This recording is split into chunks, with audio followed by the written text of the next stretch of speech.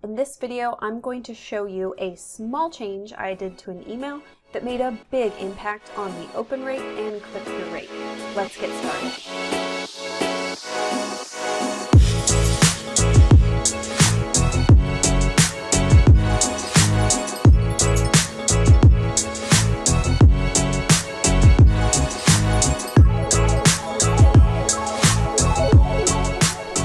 Hey guys, Angie with Gensler.com here, and I want to show you something that I did that made a really big impact on an email that I'm sending. So this is the email right now, and unfortunately I wasn't thinking at the time and I didn't take a screenshot of the original email, but this is an email that is within a series. Let me pull out of this really quickly. So this is a automation sequence that I have going out after somebody subscribes to my freebie opt-ins. So I have a freebies library, and if they opt in to get access to that library, they get put into this automation sequence. So I have kind of the welcome email, here's access, kind of more of an about me, and then the third email was leading them to my resources page with a lot of different links to various resources. And the original subject line for this email was, let me see if I can find it, it was called A Look Inside My Business, the tools and resources I use to manage my blog. And when I had it at that subject line, it was getting, and I did think ahead to take a screenshot, it was getting an open rate of about, it was very close to 36%, and then a click-through rate of about 9%, which, you know, in a standard, just everyday email, that's awesome. But when it's in a sequence of engaged people, it's bad, because let me see if this will pull up the stats. Let me click on another one. Of course, when you're recording in real time, these things don't work. Let me see. Okay, so the email that goes the day before that one, it has an open rate of 42 and about 0.5%, a click-through rate of 13%. So when we're looking at 35% and 9%, I'm thinking, okay, something's wrong. Something could be possibly improved with this.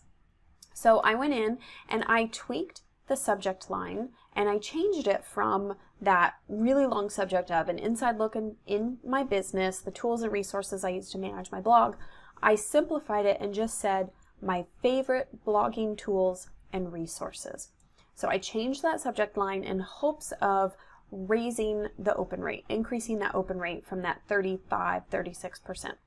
And after, let's see, so that originally, let me go back and show you. So at 285 emails that were sent, it was very close to 36% were opened.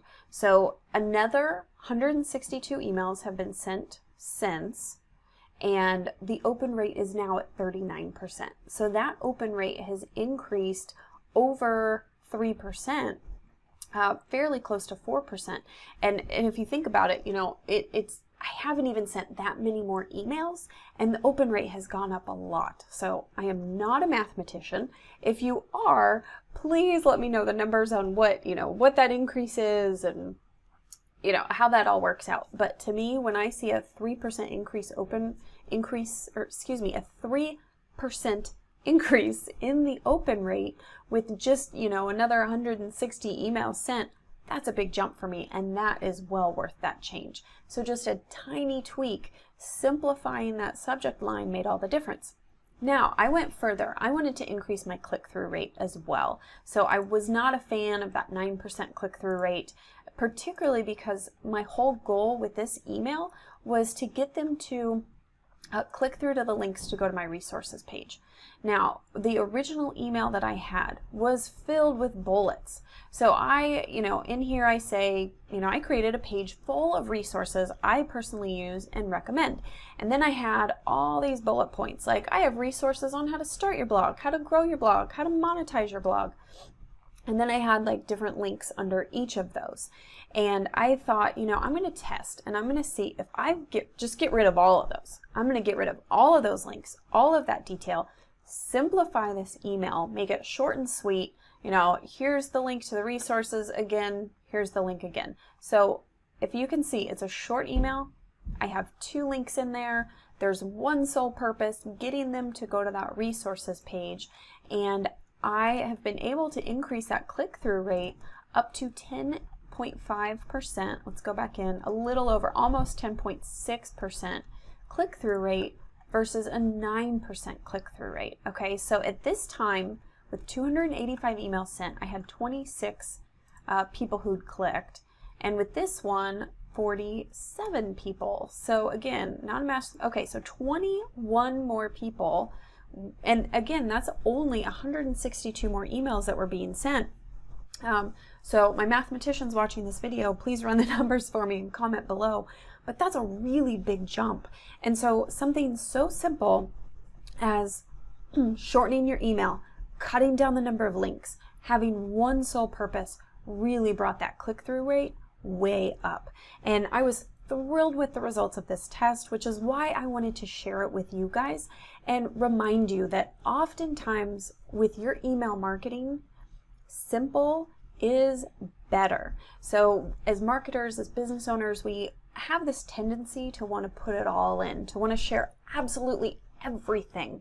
But what tends to happen is people just skim through it, they don't read it, or they're overwhelmed. There's so many links, there's so many different actions we're asking them to take that they just take no action.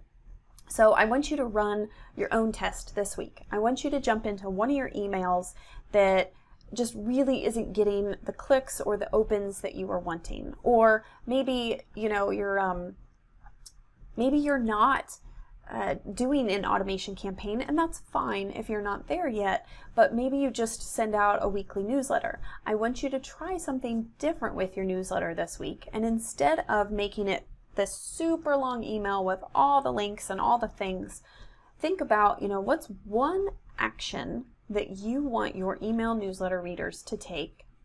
Only put that one action in the email and just test and see, you know, does that increase your click-through rate? Do you get more clicks than you normally get by just having, you know, one action and one link that you want them to take? So I hope you found kind of this inside little deep dive into my own business, my own test. I hope you found it helpful. I would love to have you subscribe to my YouTube page. I will keep sharing great tips for you, so click the subscribe button below. And be sure to head on over to my website at angiegensler.com, where I share more social media and digital marketing tips, tools, and resources for you. I'll see you over there.